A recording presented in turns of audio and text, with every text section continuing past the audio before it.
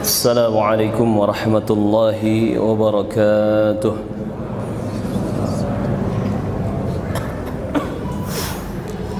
Alhamdulillah, alhamdulillahi rabbil alamin,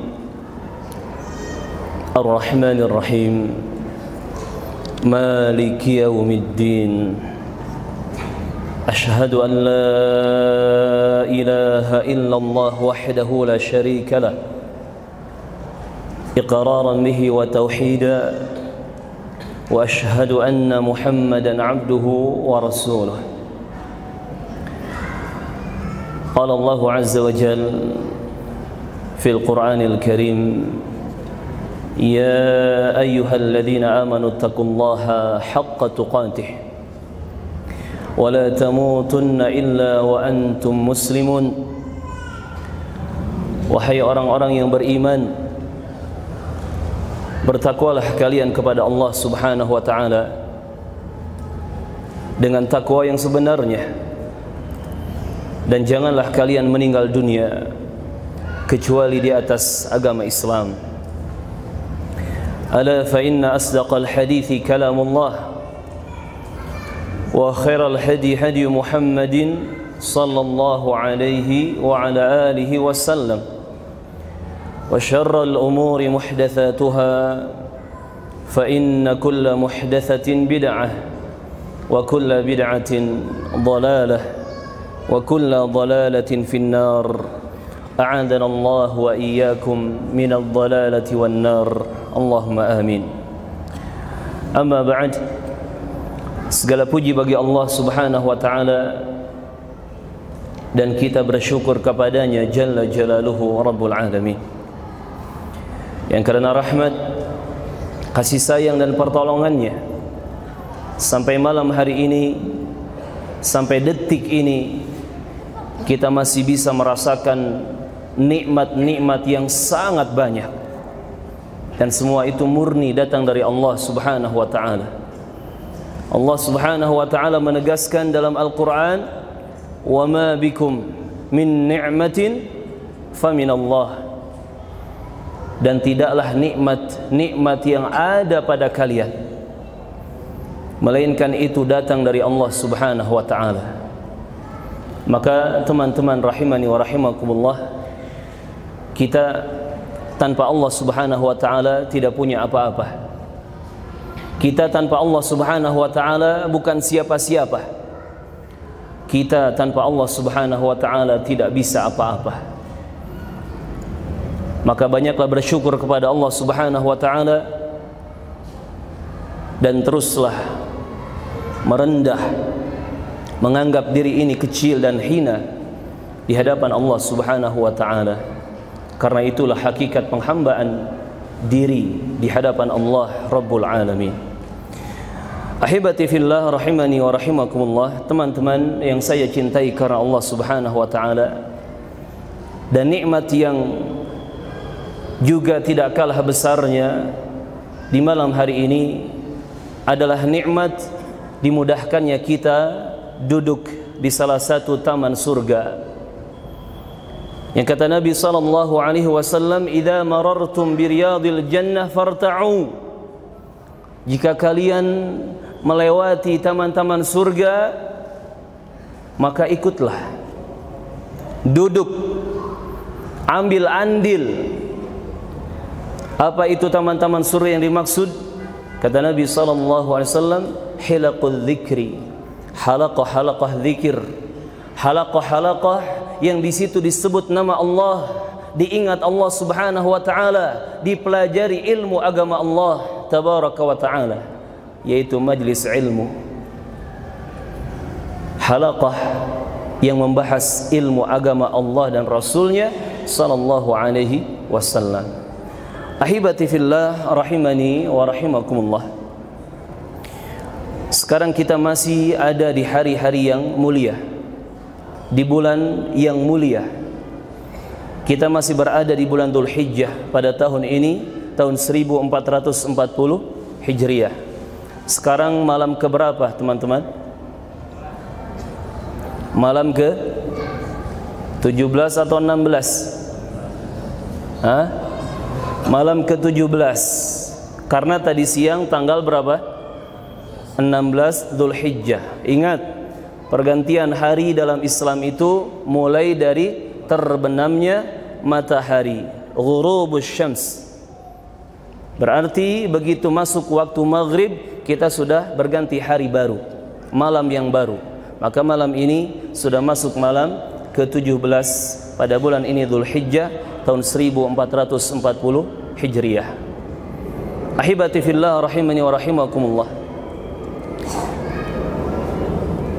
Biar enggak terlalu tegang, karena sebetulnya ana kurang sehat badan, tetapi semoga perjuangan kita, baik yang menyebarkan ilmu ataupun yang menerima ilmu tersebut, dijadikan oleh Allah Subhanahu wa taala sebagai pejuang-pejuang di jalannya yang istiqamah dan berhak mendapatkan surga Firdaus. Allahumma amin. Dan alangkah indah dan nikmatnya jamaah kalau kita sakit kemudian kita paksakan diri untuk melakukan ketaatan. Alangkah indahnya lagi jika Allah Subhanahu wa taala mewafatkan kita di atas ketaatan itu. Dan semoga Allah Subhanahu wa taala mewafatkan kita semua di atas amalan-amalan saleh yang diridai olehnya. Allahumma amin.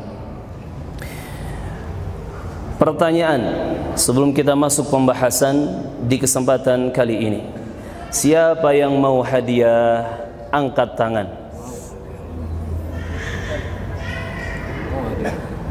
Hadiahnya setelah menjawab pertanyaan. Mana tadi tangannya yang diangkat? Mudah saja. Antum pengen masuk surga enggak? Pengen. Ada berapa jumlah pintu surga? Ada 7. Yakin?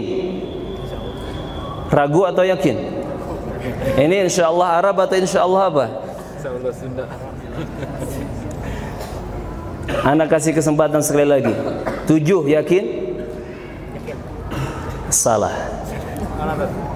Dan jangan antum yakin di atas kesalahan jemaah. Siapa lagi yang mau jawab? Antum. Ada 9. Yakin?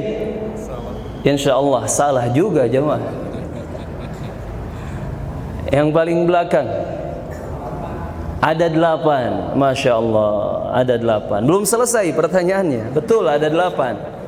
Apa dalilnya? Lupa. Antum ahlus sunnah? Lupa dalil? Masya Allah, nggak apa-apa, kasih hadiah dulu. Fadhal. Hati-hati ikhwah. Yang membedakan kita ahlus sunnah wal jamaah dengan ahli bid'ah adalah dalil. Yang menguatkan kita muslim dengan syiah adalah dalil. Hati-hati. Antum harus lebih kuat dalam memegang dalil. Pertanyaan selanjutnya, apa dalilnya kalau surga itu ada 8 pintunya? Siapa yang bisa jawab? Anak kasih bocoran. Dalilnya ada di hadis, bukan di Al-Quran. Antum. Bahasa Indonesia, fadhal. Bahasa Arab, mangga.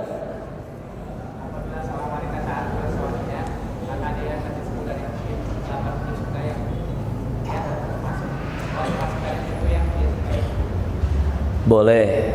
Tetapi lafaz hadisnya min ayyi abwabil jannati syi'ti. Di situ umum. Silahkan masuk ke surga dari pintu mana saja yang engkau kehendaki. Tidak disebutkan 8-nya. Kurang tepat. Siapa yang bisa menyebutkan dalil surga pintunya ada 8?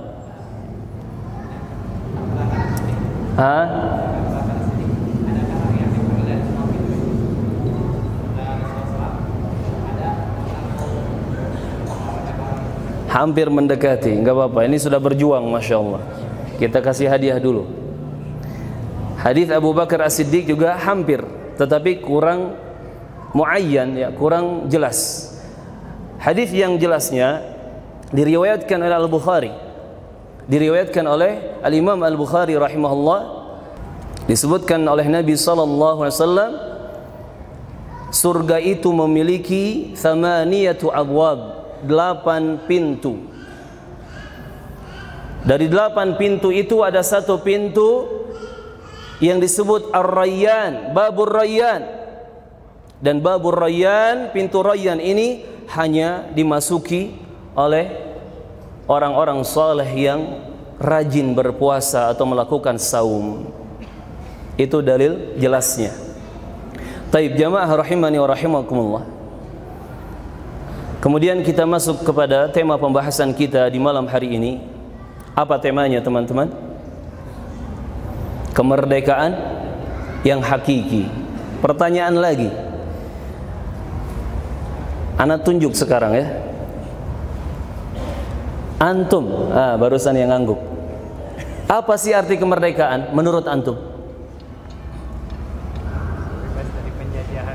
Bebas dari penjajahan. Tayyib, ada lagi. Sebelah sini, siapa yang mau menyumbang suara? Apa sih arti kemerdekaan?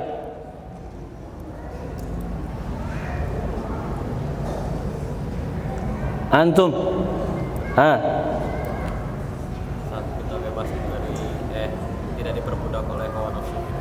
Tidak diperbudak oleh hawa nafsu. Tayyib, Masya Allah. Kasih hadiah dulu. Afwan.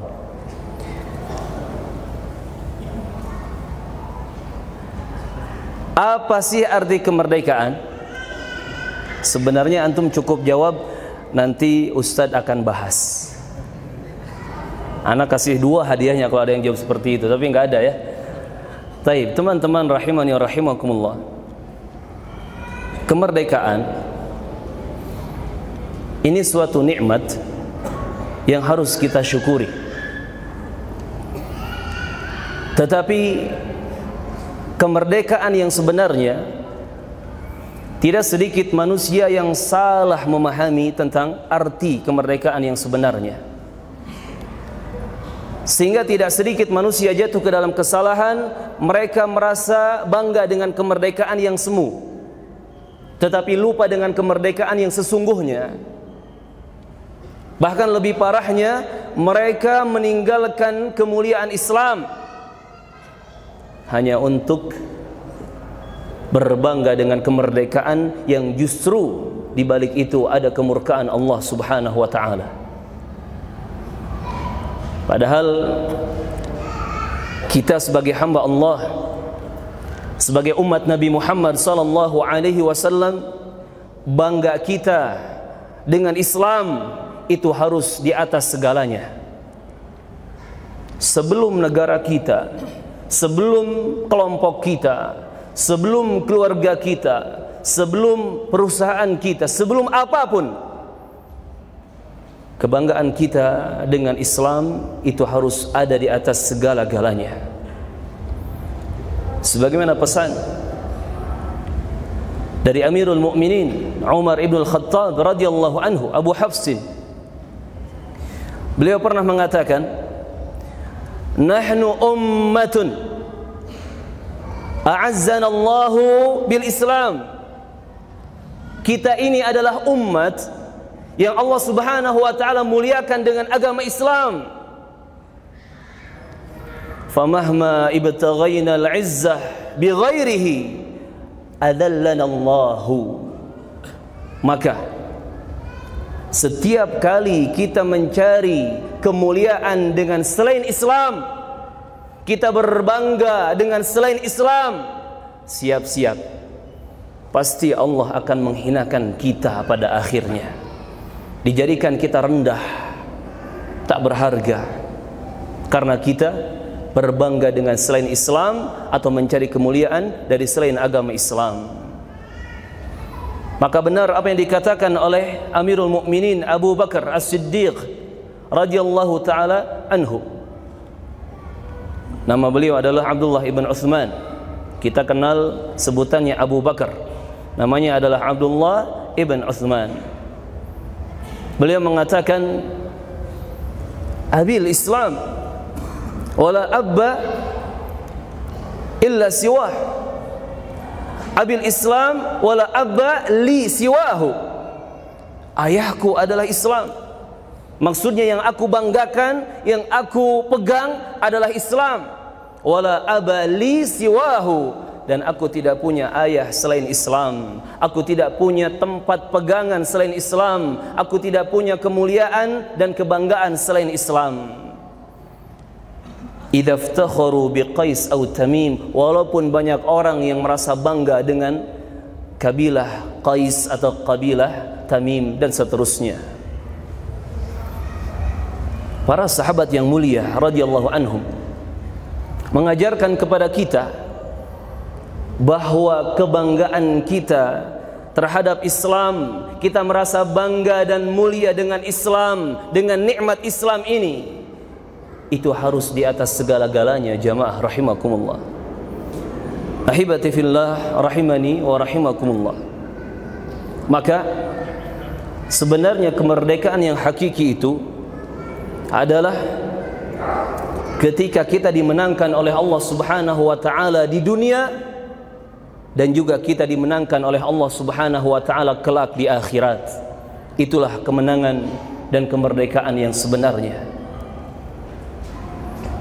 Kalau kita cari di dalam Al-Qur'anul Karim, kita buka dari juz pertama sampai juz 30, dari mulai surat Al-Fatihah sampai surat An-Nas, kita cari faza. Lafaz faza artinya dia telah menang, dia telah merdeka, dia telah beruntung, dia telah sukses.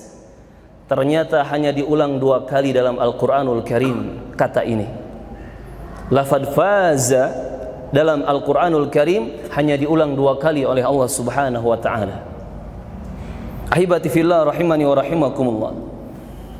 Yang satu itu berkaitan dengan kemerdekaan atau kemenangan para hamba di dunia, dan yang satunya lagi itu berkaitan dengan kemenangan dan kemerdekaan para hamba kelak di akhirat. Ahibati fillah rahimani wa rahimakumullah. Jamaah yang semoga senantiasa dibimbing dan dijaga oleh Allah Subhanahu wa taala. Barakallahu fikum wa hayyakumullah jami'an. Yang pertama, Allah Subhanahu wa taala menyebutkan lafaz faza, ia telah menang, ia telah merdeka. Itu di surat Al-Ahzab ayat ke-71. Al-Ahzab ayat ke-71 dan 72. Ini ayat yang juga selalu diulang-ulang penyebutannya oleh Nabi sallallahu alaihi wasallam di awal khutbah beliau, di awal ceramah beliau. Allah Subhanahu wa taala berfirman, a'udzu billahi as-sami'il alim minasy syaithanir rajim min hamzihi wa nafthihi wa nafthihi.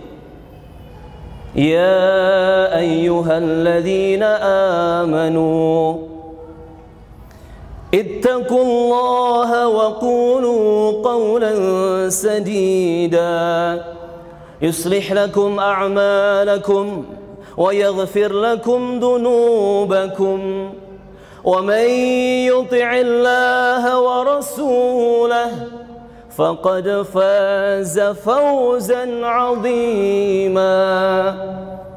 Wahai orang-orang yang beriman, bertakwalah kalian kepada Allah Subhanahu wa taala dan ucapkanlah perkataan yang benar. Ucapkanlah perkataan yang benar. Niscaya Allah akan memperbaiki amal-amal kalian. Allah juga akan mengampuni dosa-dosa kalian. Maka siapa saja yang selalu taat kepada Allah dan selalu taat kepada Rasulnya sallallahu alaihi wasallam, faqad faza, sungguh dia telah merdeka, sungguh dia telah menang, telah sukses dengan kemenangan yang amat besar. Teman-teman rahimani wa rahimakumullah, ada ayat yang maknanya memperkuat ayat ini. Artinya kemenangan, kemerdekaan, kesuksesan di dunia adalah apa yang dijelaskan oleh 2 ayat tadi. Itu disebutkan oleh Allah Subhanahu wa taala di surat An-Nisa ayat ke-73. Ketika Allah Subhanahu wa taala menyebutkan seseorang yang dia menyesali perbuatannya karena dia tidak ikut berjihad di jalan Allah. Ketika para pejuang, para mujahidin berjihad di jalan Allah, tetapi dia tidak ikut, maka dia mengatakan, ya laitani kuntu ma'ahum fa'afuza fawzan 'azima. Seandainya aku ada bersama mereka, para mujahidin berjihad di jalan Allah, pasti aku akan mendapatkan kemerdekaan, kemenangan yang sangat besar. Menyesal dia jamaah, menyesal karena dia tidak ikut andil berjuang di jalan Allah. Menyesal dia karena tidak menjadi golongan para mujahidin fi sabilillah. Dia tidak ikut membela, dia tidak ikut memperjuangkan agama Allah dan Rasulnya sallallahu alaihi wasallam. Maka ahibati fillah rahimani wa rahimakumullah, ini ayat kemerdekaan, ayat kemenangan yang akan Allah Subhanahu wa taala berikan kemenangan itu bagi hamba-hambanya di dunia sebelum akhirat. Kalau kita ringkas, apa saja sih sebab kemerdekaan dan kemenangan yang Allah sebutkan di sini? Pertama, takwa kepada Allah Subhanahu wa taala. Yang kedua, selalu berucap yang benar. Yang ketiga, selalu taat kepada Allah dan Rasulnya sallallahu alaihi wasallam. Kemudian ditambah dengan surat An-Nisa tadi, yang keempat, selalu berjihad, memperjuangkan agama Allah dan Rasulnya dengan cara yang benar. Ahibati fillah jamaah rahimani wa rahimakumullah. Sekarang kita bahas dulu tentang kemerdekaan di dunia. Kemerdekaan di dunia, kemenangan di dunia, kesuksesan di dunia, tadi yang pertama akan diraih dengan kita bertakwa kepada Allah Subhanahu wa ta'ala. Dan takwa itu simple teman-teman. Kita mengerjakan semua perintah Allah dan Rasulnya, dan kita menjauhi semua larangan Allah dan Rasulnya tanpa kita tebang pilih. Itu takwa. Itu takwa yang akan menjadi sebab kita terlindungi dari siksa neraka. Dan takwa ini diwasiatkan oleh Nabi sallallahu alaihi wasallam kepada para sahabatnya dimanapun mereka berada. Sebagaimana hadis yang insyaallah taala antum hafal semua atau minimal pernah dengar, pernah baca. Hadis yang diriwayatkan oleh At-Tirmidzi dan Ahmad. Dalam Sunan At-Tirmidzi juga disebutkan dalam Musnad Ahmad. Di sana disebutkan Rasulullah sallallahu alaihi wasallam berkata kepada dua sahabat yang mulia, yaitu Jundub ibn Junadah dan Mu'adz ibn Jabal. Siapa kunyah Jundub ibn Junadah? Abu? Ada yang tidak tahu?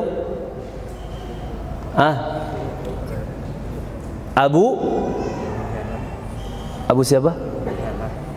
Abu Dujana? Bukan. Abu Dzar Al-Ghifari teman-teman. Namanya Jundub ibn Junadah. Abu Dzar Al-Ghifari. Adapun Mu'adz bin Jabal kunyahnya adalah Abu Abdurrahman. Jadi semua para sahabat itu memiliki kunyah, panggilan Abu. Dan memang ini sunnah. Kalau seseorang memiliki kunyah dan dia gunakan itu, dia dipanggil dengan itu, berpahala jemaah. Makanya coba ya, kita mulai sekarang terbiasa dengan kunyah. Dibiasakan kita memanggil atau mengasih nama itu dengan kunyah. Ustadz masih bingung ini Abu siapa ini? Abu-abu atau apa ya? Antum kalau masih bingung, udah Abu Fulan saja. Kan cepat ya. Antum siapa? Abu siapa? Abu Fulan. Masya Allah. Ahlan Abu Fulan. Abu Dzar dan Abu Abdurrahman diberi wasiat dan nasihat oleh Rasulullah sallallahu alaihi wasallam. Ittaqillah. haitsuma kunta. Bertakwalah engkau kepada Allah Subhanahu wa taala dimanapun engkau berada. Dimanapun engkau berada.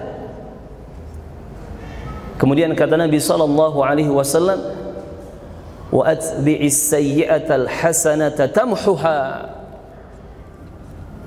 Ikuti, iringi keburukanmu dengan kebaikan setelahnya, karena kebaikan akan menghapus keburukan.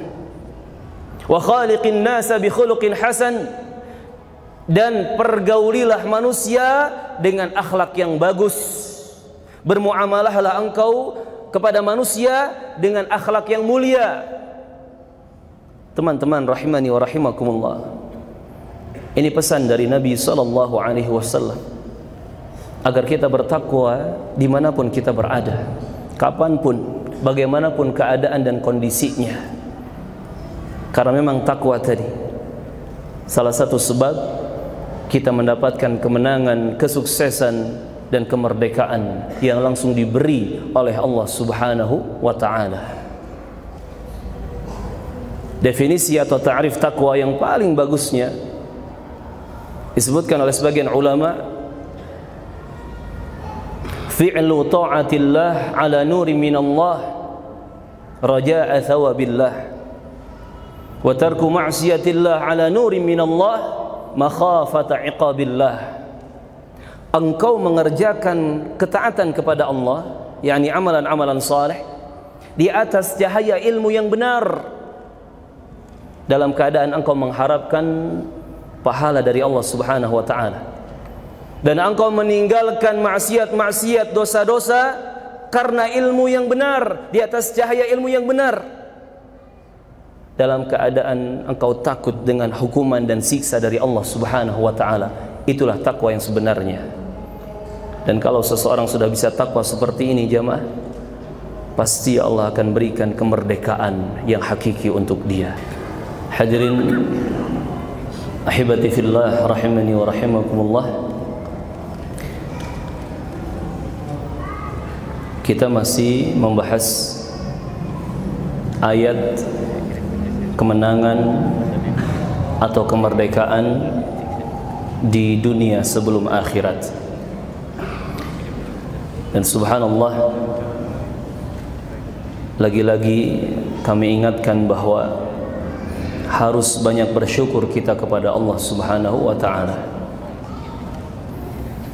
Di malam hari ini kita duduk bersama di masjid yang nyaman, bermajlis ilmu, belajar ilmu agama Allah dan Rasulnya sallallahu alaihi wasallam, salat berjamaah.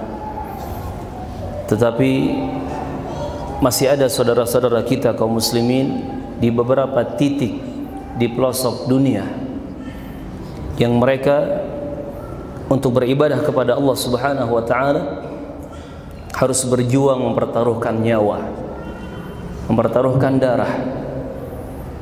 Maka kita harus banyak mengingat saudara-saudara kita yang seperti itu agar kita lebih bersyukur dan berterima kasih kepada Allah Jalla Jalaluhu. Dan subhanallah, nikmat menyambut sentuhan hidayah tauhid, hidayah sunnah Nabi, hidayah Islam ini tidak dirasakan oleh semua manusia. Hanya orang-orang pilihan, hanya hamba-hamba pilihan yang dipilih oleh Allah Subhanahu wa taala untuk menjadi hamba-hamba yang unggul. Coba antum bandingkan, lebih banyak mana orang yang datang ke konser musik dengan orang yang datang ke kajian ilmu agama? Lebih banyak mana orang yang hadir di stadion untuk menonton klub bola kesayangannya dibandingkan dengan jamaah yang hadir di masjid-masjid Allah untuk memakmurkan rumah-rumah Allah? Walaupun mungkin di sebagian tempat walhamdulillah jamaah kajian sampai ribuan, puluhan ribu, masih kalah jamaah. oleh tempat-tempat yang di situ justru mengundang kemurkaan Allah Subhanahu wa taala. Maka sekali lagi kita harus banyak bersyukur, berterima kasih kepada Allah Subhanahu wa taala. Terlebih lagi sentuhan hidayah tauhid dan sunnah itu tidak hanya kita sendiri yang merasakannya.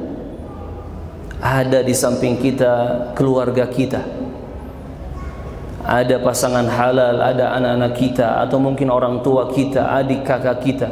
Subhanallah, berjuang bersama-sama sekeluarga menuju surga yang dijanjikan oleh Allah Subhanahu wa taala. Ada teman-teman yang sekarang hadir di majlis bawa keluarga? Banyak? Ini malam Ahad. Malam Minggu atau malam Ahad? Malam Ahad. Ujiannya besar jamaah. Antum bisa duduk di sini, subhanallah, ini karamah ya. Kemuliaan dari Allah Subhanahu wa taala, karunia yang besar. Apalagi bisa bawa keluarga. Kadang ada suaminya pengen ke majelis ilmu, tetapi istrinya pengen ke majelis shopping. Tarik ulur jemaah. Yang ini positif, yang ini negatif. Makanya subhanallah, antum hadir ke majelis ilmu, ke taman-taman surga bareng dengan istrinya, bawa anak-anaknya, subhanallah. Ustadz, ana datang sendirian. Kenapa antum datang sendirian? Belum nikah Ustadz. Ada di sini yang belum nikah? Coba angkat tangannya. Ana ikut angkat tangan. Kenapa antum belum nikah? Itu derita antum jemaah. Menikah jemaah. Ini zaman penuh dengan fitnah. Fitnah syahwat di mana-mana. Menikah. Dan menikah itu justru membantu kita untuk lebih berjuang di jalan Allah Subhanahu wa taala. Teman-teman rahimani wa rahimakumullah, tadi sebelum salat Isya sampai mana pembahasan kita?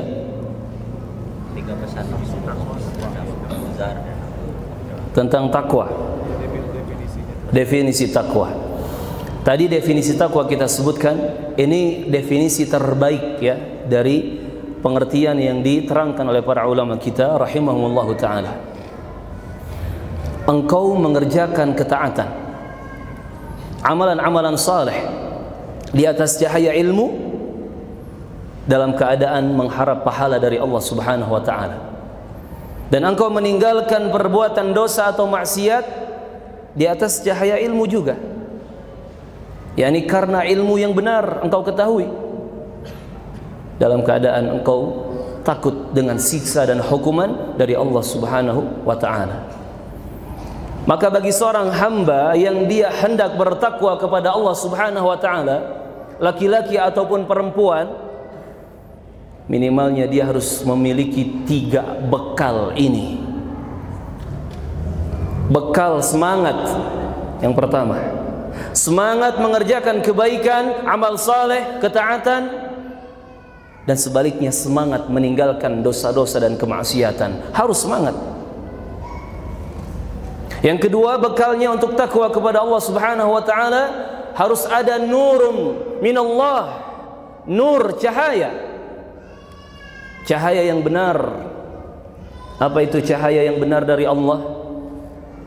Ilmu yang benar. Qaulullah wa qaulur rasul wa qaulus sahabah radhiyallahu anhum.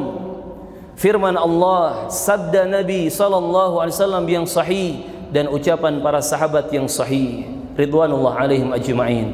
Itu cahaya dari Allah Subhanahu wa taala. Itu yang dimaksud dengan ilmu yang benar. Bekal yang ketiga untuk takwa kepada Allah Subhanahu wa taala, harus memiliki hati yang bersih dan lurus. Di satu sisi, hati itu mengharapkan dan meminta pahala kepada Allah Subhanahu wa taala. Di sisi lain, hati itu merasa takut dengan siksa dan hukuman dari Allah Subhanahu wa taala. Itulah hati yang lurus, itulah hati yang bersih, itulah hati yang baik. Tanpa 3 bekal ini, mustahil kita bisa bertakwa kepada Allah Subhanahu wa taala. Ahibati fillah rahimani wa rahimakumullah. Kemudian kita kembali ke surat Al-Ahzab yang sedang kita bahas tentang kemenangan dan kemerdekaan di dunia. Hal kedua yang akan menjadi sebab kita mendapatkan kemerdekaan yang hakiki, kemenangan yang sebenarnya adalah wa qulu qawlan sadida, ucapkan olehmu perkataan yang benar.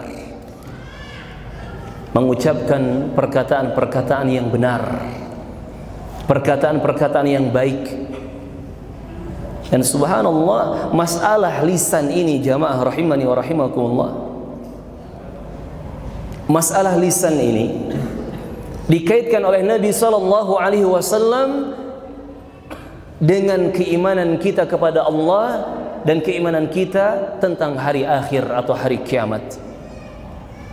Sebagaimana hadis yang datang dari Al-Bukhari dan Muslim, muttafaqun alaih, dari sahabat Abu Hurairah, namanya Abdurrahman bin Sakhar Ad-Dawsi Al-Yamani. Kita sering dengar ya nama Abu Hurairah, tapi tidak sedikit teman-teman yang tidak tahu namanya.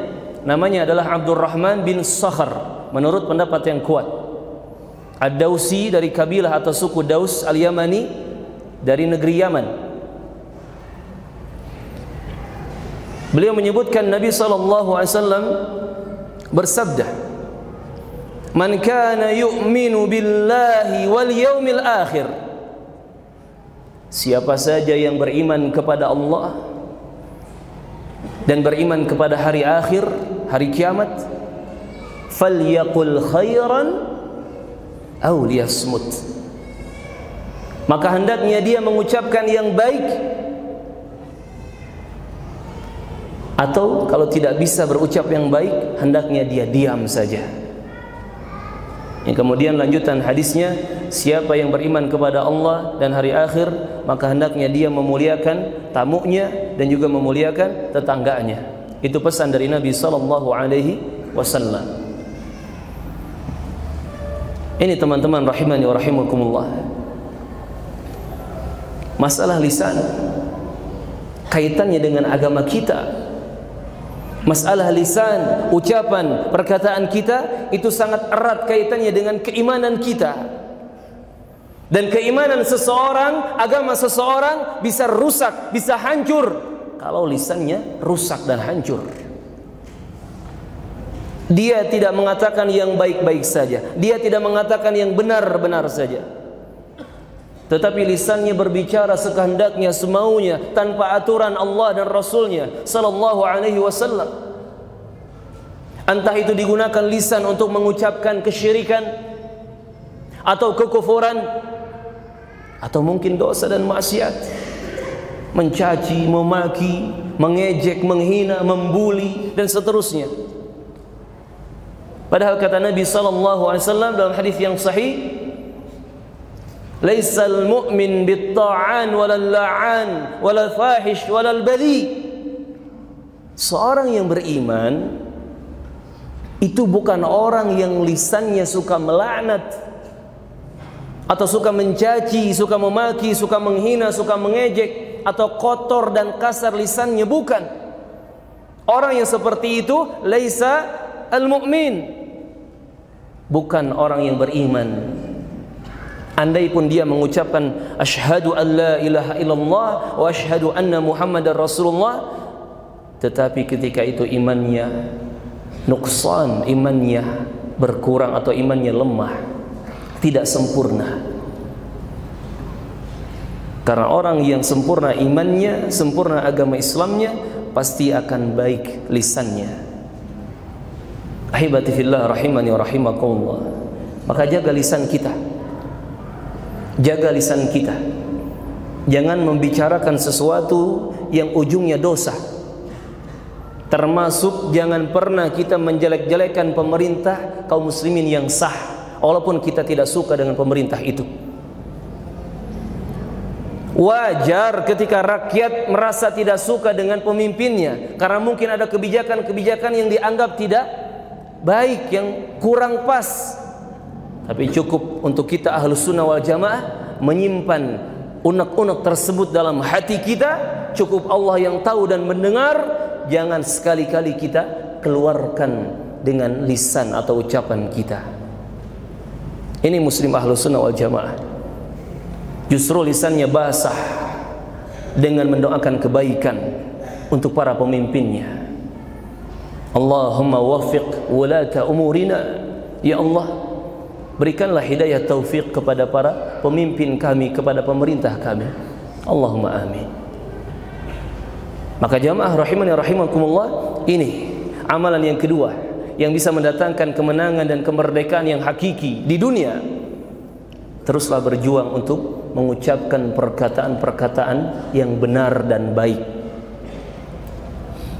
Termasuk dalam hal ini adalah seorang talibul ilmi, penuntut ilmu, harus berbicara benar dan baik, yaitu dengan dia menjaga lisannya dari membicarakan perkara-perkara fitnah.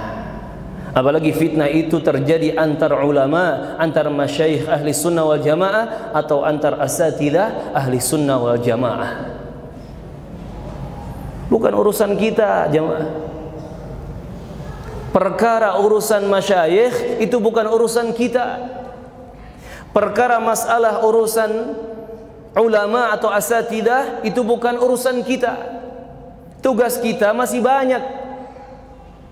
Juz 30 saja belum hafal, apalagi 30 juz, gitu kan? Baca Al-Fatihah saja masih Al-Fatihah. Iya, biasanya teman-teman dari Jawa gitu kan, bilang Al-Fatihah saja masih Al-Fatihah. Bilang Ar-Rahman Ar-Rahim saja masih Ar-Rahman Ar-Rahim. Orang mana tuh? Orang Makassar ya. Biasanya bilang ro jadi ra. Banyak PR jemaah. Hadis Arba'in Nawawi saja yang isinya cuma 40 hadis kurang lebih, belum kita hafal semuanya. Tata cara solat sesuai dengan sifat solat Nabi saja, mulai dari wudu, takbiratul ihram, sampai salam, sampai zikir setelah solat, kita belum faham semua. Lah ini sok-sokan bahas masalah fitnah antar ulama, fitnah antar asatidah. Jangan terbawa arus fitnah jemaah. Kenapa? Karena orang yang ikut-ikutan fitnah, dia akan terbawa arus dan lupa dengan keistiqomahan di atas kebenaran, lupa untuk beramal saleh. Karena kata Nabi SAW dalam hadis yang sahih, innas sa'ida laman junnibal fitan, innas sa'ida laman junnibal fitan, innas sa'ida laman junnibal fitan. Nabi menyebutkannya sebanyak 3 kali. Sesungguhnya orang yang bahagia adalah yang terjauh dari fitnah-fitnah. Orang yang bahagia, dia yang terjauh dari fitnah-fitnah. Orang yang bahagia adalah yang jauh dirinya dari fitnah-fitnah, baik fitnah syahwat ataupun fitnah syubhat. Maka sibukkan kita dengan ilmu yang benar, belajar ilmu yang benar, mengamalkan ilmu yang benar, amal-amal saleh yang benar. Ahibati fillah rahimani wa rahimakumullah. Kemudian jalan yang selanjutnya yang akan mendatangkan kemerdekaan yang hakiki itu adalah dengan kita menaati Allah dan Rasulnya sallallahu alaihi wasallam. Sebagaimana Allah berfirman, ini tadi sengaja saya baca di salat Isya di rakaat pertama. Surat apa yang saya baca tadi? Siapa yang tahu? Kita kasih hadiah. Al Imran, fadhal. Ayat berapa Al Imrannya?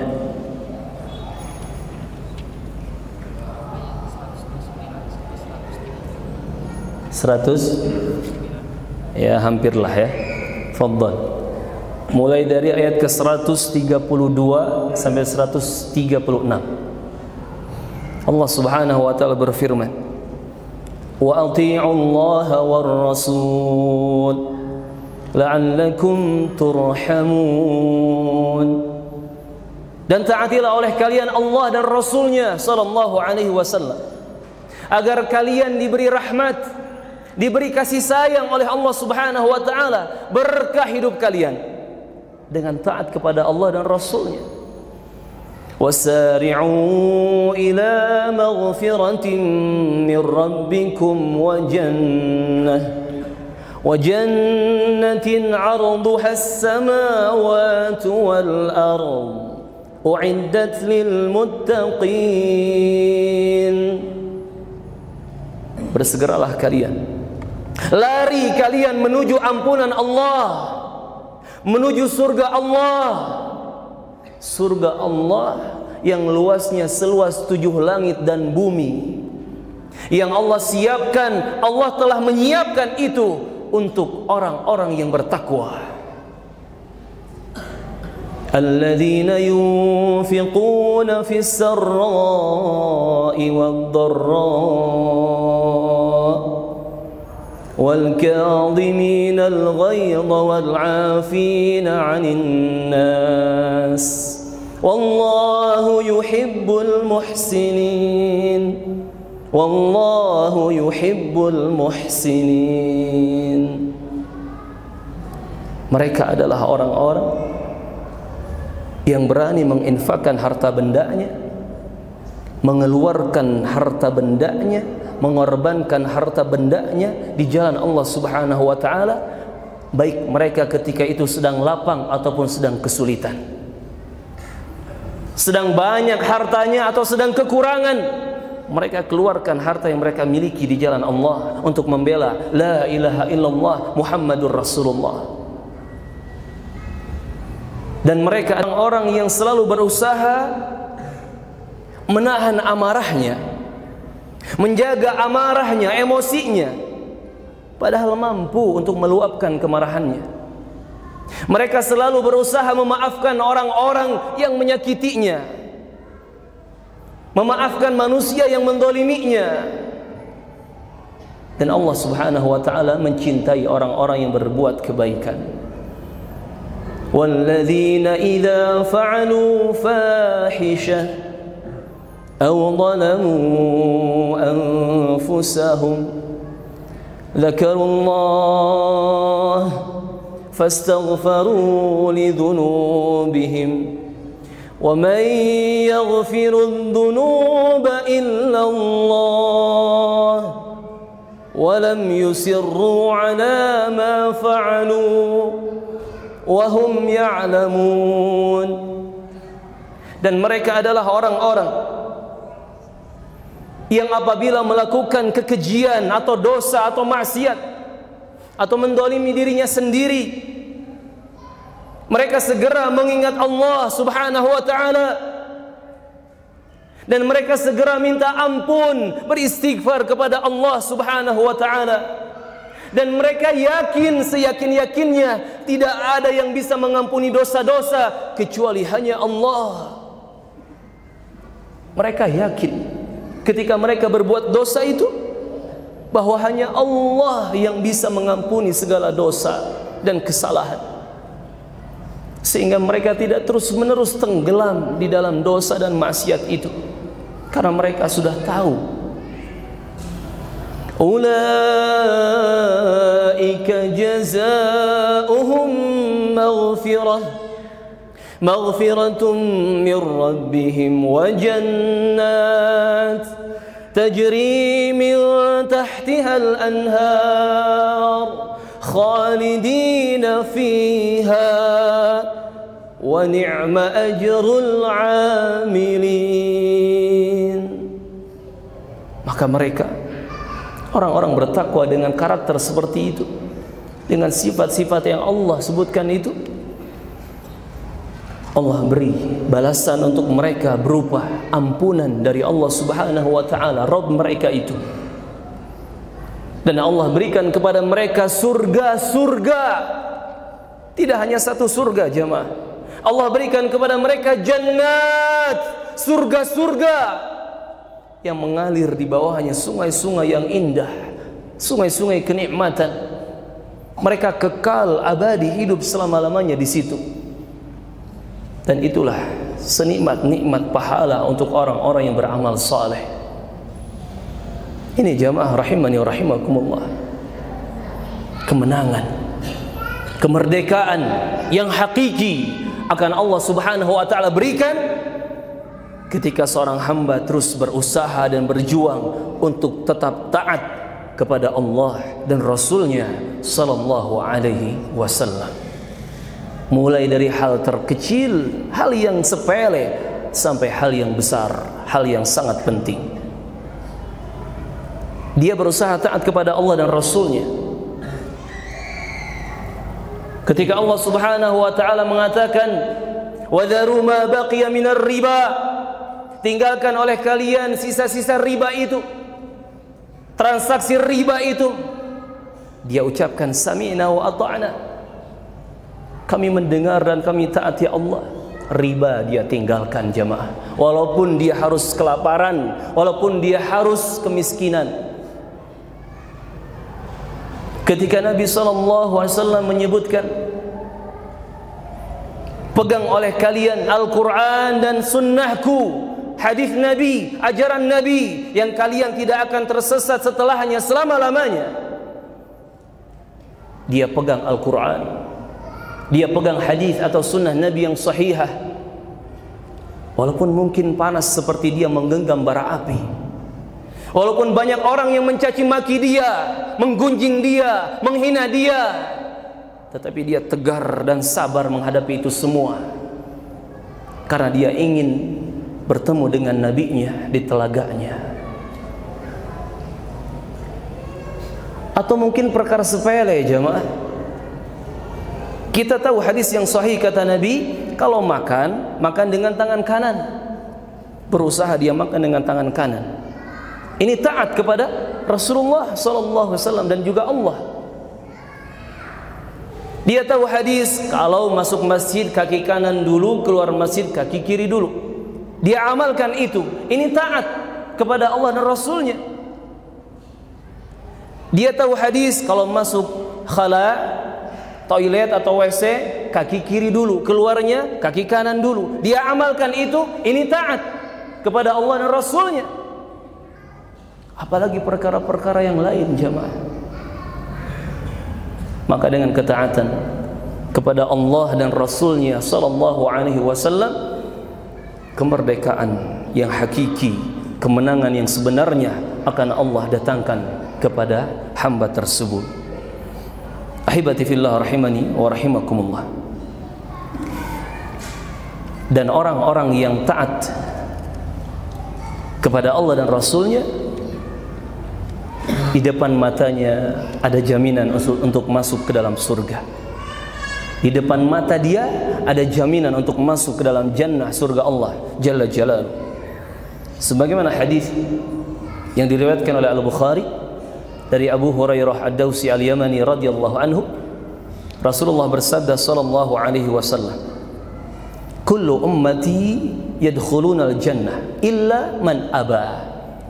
Setiap umatku, kata Nabi, akan masuk ke dalam surga.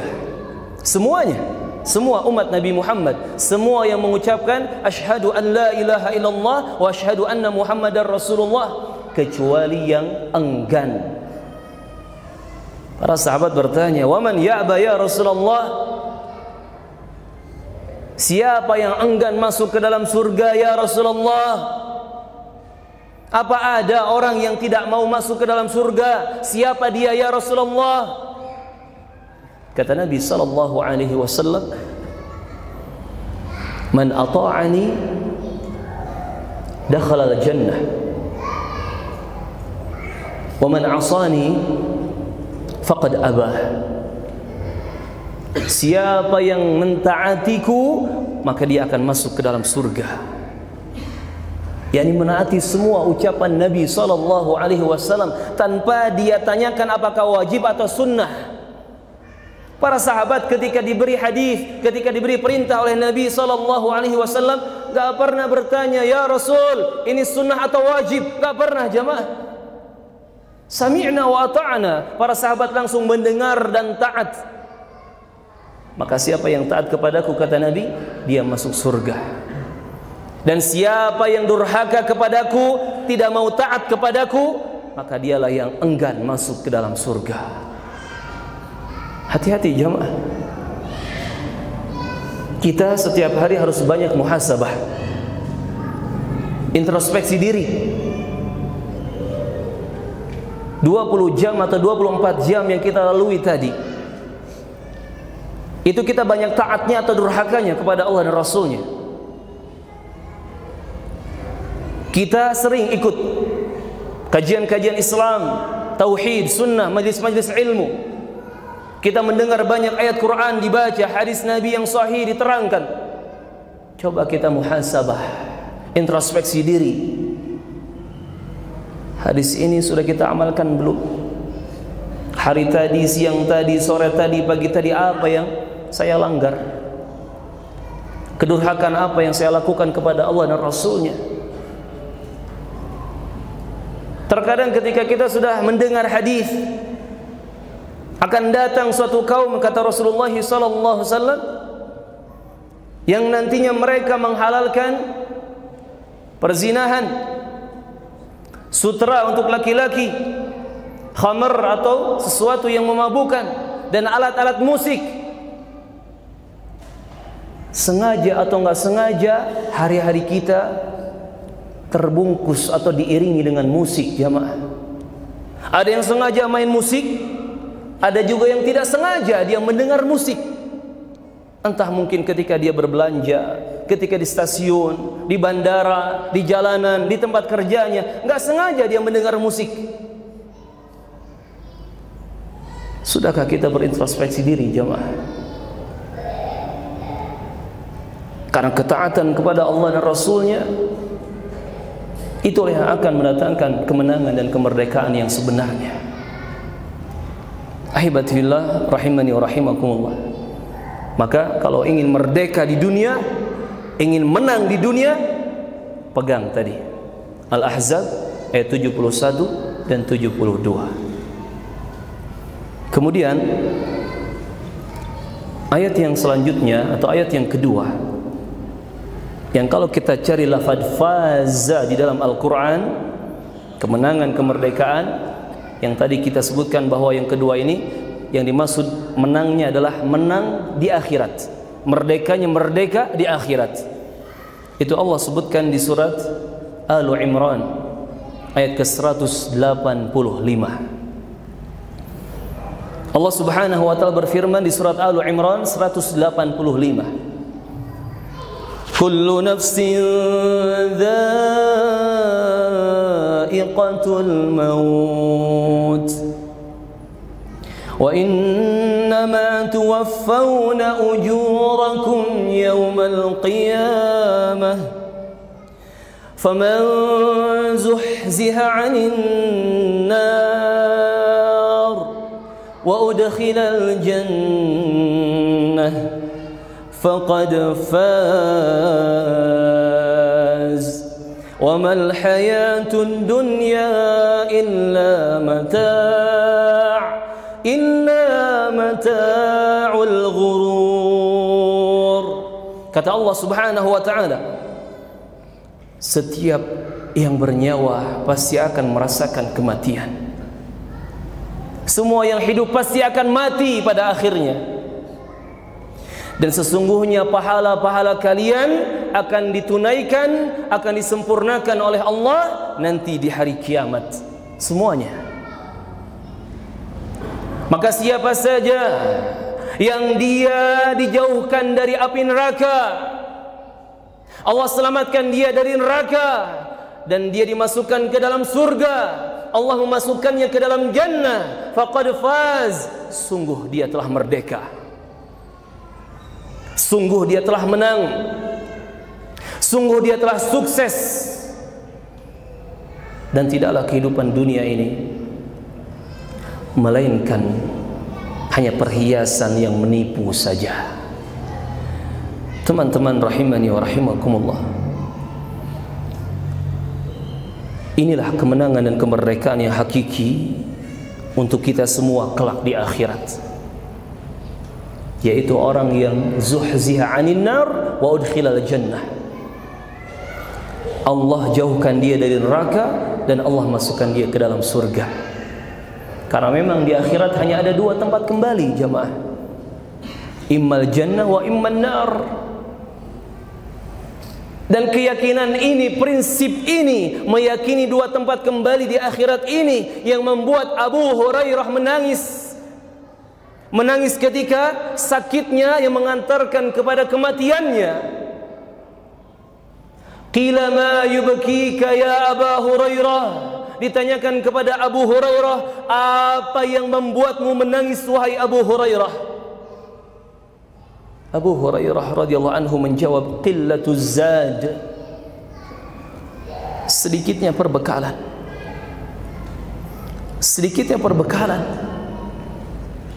Sedangkan di akhirat hanya ada dua tempat kembali.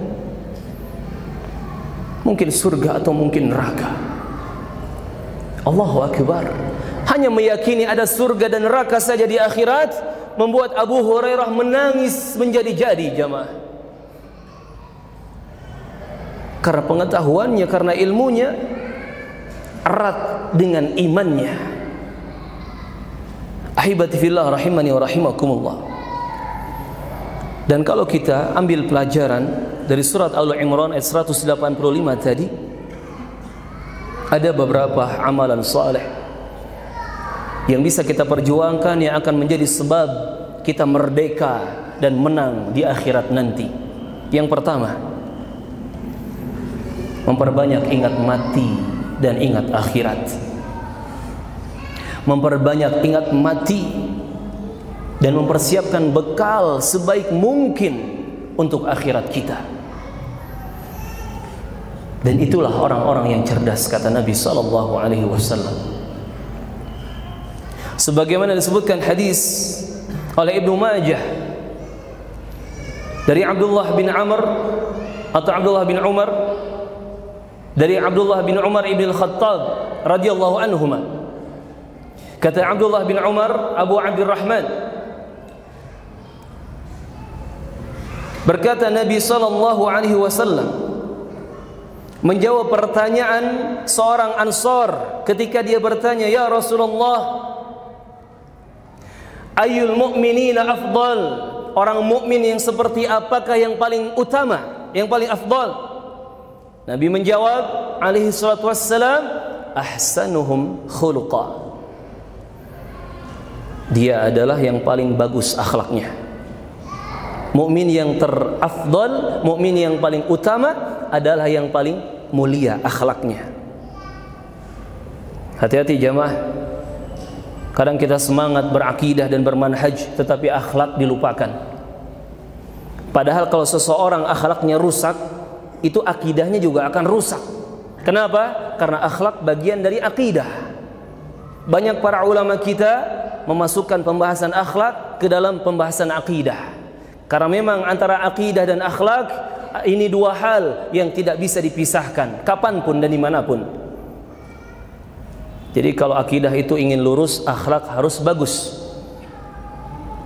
Dan kalau akhlak pengen bagus, akidahnya juga harus lurus. Ahibati fillah rahimani wa rahimakumullah. Kemudian ditanya lagi Nabi sallallahu alaihi wasallam oleh para sahabat, oleh orang Ansar, ayyul mu'minina akyas. Kemudian ya Rasulullah, mukmin yang seperti apa yang akyas, yang paling pintar, yang paling cerdas? Kata Nabi sallallahu alaihi wasallam, aktsaruhum lil mauti dzikra wa ahsanuhum lima ba'dahu isti'dadan, ulaikal akyas. Dia adalah yang paling banyak mengingat kematian. Dia paling banyak mengingat kematian dan paling bagus persiapan bekalnya untuk kehidupan akhiratnya. Mereka adalah orang-orang yang pintar, kata Nabi. Mereka adalah orang-orang yang cerdas. Subhanallah, la haula wa la quwata illa billah. Teman-teman rahimani wa rahimakumullah. Ternyata kecerdasan itu bukan dengan titel, bukan dengan gelar, bukan dengan jabatan. Bukan dengan S1, S2, S3, S yang lainnya. Tetapi kecerdasan dan kepintaran yang sebenarnya menurut versi Nabi Muhammad sallallahu alaihi wasallam, dua hal harus dimiliki oleh seorang hamba Allah. Yang pertama, dia harus banyak mengingat mati. Yang kedua, dia harus mempersiapkan bekal terindah, terbagus untuk kehidupan akhirat setelah dunianya. Jamaah rahimani rahimakumullah. Maka hal-hal yang memalingkan kita dari kematian, yang melupakan kita dari kematian, yang memalingkan dan melupakan kita dari akhirat, yang melalaikan kita untuk mengingat surga dan neraka Allah, semua hal itu hanya akan membuat kita bodoh di hadapan Allah Subhanahu wa ta'ala. Ahibati fillah rahimani wa rahimakumullah. Kemudian yang kedua, agar kita merdeka dan menang di akhirat kelak, sering-seringlah kita takut dengan neraka Allah. Perbanyaklah meminta perlindungan kepada Allah Subhanahu wa ta'ala agar kita selamat dari neraka Allah. Ahibati fillah rahimani wa rahimakumullah. Kalau bicara neraka, ini sesuatu yang sangat mengerikan. Seseorang kalau punya keimanan, dia bicara tentang neraka, pasti dia akan menangis ketakutan. Dia menangis di hadapan Allah Subhanahu wa ta'ala, walaupun dia sedang di keramaian, apalagi tempat yang sepi, apalagi ketika sendirian. Taib, sebelumnya ada berapa pintu neraka? Siapa yang bisa jawab? Nah, ada 7 pintu neraka. Ahsanta. Selanjutnya, apa dalilnya kalau pintu neraka itu ada 7? Siapa yang tidak tahu? Diam semua, berarti tahu semua jawabannya. Ada yang tidak tahu jawabannya? Nggak tahu? Anak kasih hadiah antum. Masya Allah, fadhal kasih. Dia nggak tahu, angkat tangan. Masya Allah. Ini yang nggak tahu tapi diam, apa maksudnya? Ada di surat Al-Hijr, jemaah. Allah menyebutkan laha sab'atu abwab. Neraka itu memiliki 7 pintu. Kenapa sih Ustaz? Kok Allah menciptakan 8 pintu untuk surga, 7 pintu untuk neraka? Kenapa disebutkan angkanya, bilangannya? Ada hikmah, jemaah. Hikmahnya, ketika kita tahu pintu neraka itu tidak 1, tetapi ada 7, ya, pintu neraka ada 7. Kita dibuat tidak berleha-leha. Kita dibuat untuk segera lari dan terus lari menuju ampunan Allah. Karena ketika kita menganggap sudah penuhlah pintu neraka yang ini, kita teringat masih ada 6 pintu neraka yang lain, jemaah. Sehingga kita akan terus khawatir dan takut, jangan-jangan saya termasuk golongan yang masuk ke dalam pintu-pintu neraka itu. Na'udzubillah. Ini agar kita terus lari dan berlari menuju ampunan Allah Subhanahu wa ta'ala.